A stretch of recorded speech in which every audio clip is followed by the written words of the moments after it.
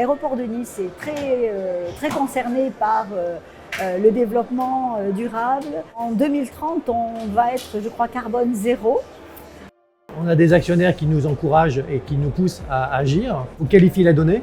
Donc il y a un travail qui est à faire de toute façon sur tout le périmètre. Donc on le fait étape par étape. On est en train de faire la collecte des éléments. On voit comment on peut industrialiser cette collecte. Il y a des sujets qui sont évidemment directement sur la donnée comptable, mais il y a aussi d'autres sujets. Je pense au déplacement des collaborateurs depuis leur domicile jusqu'à l'entreprise.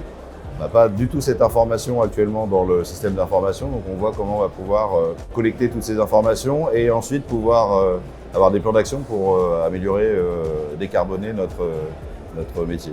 Typiquement, la facturation EDF, on a sur tout le territoire français des équipements qui consomment de l'énergie. Il fallait qu'on aille collecter toutes les factures EDF pour aller chercher la petite ligne qui identifie la valeur carbone de cette consommation. Très fastidieux, donc il y a une approche qui serait de partir de la donnée financière pour en déduire des métriques liées à l'activité carbone. Toute l'activité financière est dans X3 et donc la rétro-ingénierie pourrait se faire effectivement depuis X3 tout à fait.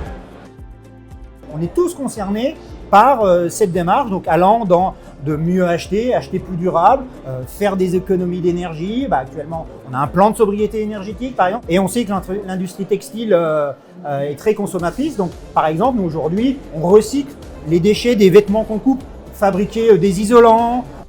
La question en fait de l'écologie, c'est un sujet majeur chez Insect. On a un pôle Impact qui s'occupe de toute la partie écologie, de toute la partie empreinte carbone. En analysant données, on les convertit en données écologiques, en empreinte carbone. D'ailleurs, on passe par l'ERP pour analyser les flux financiers. Aujourd'hui, on analyse les flux financiers, on analyse les flux physiques.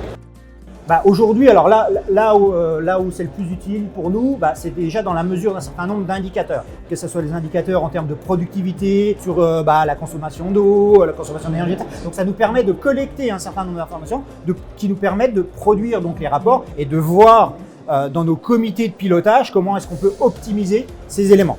Tout est articulé autour de la donnée, des processus bien clairs, bien organisés, qui vont porter l'entreprise pour l'avenir.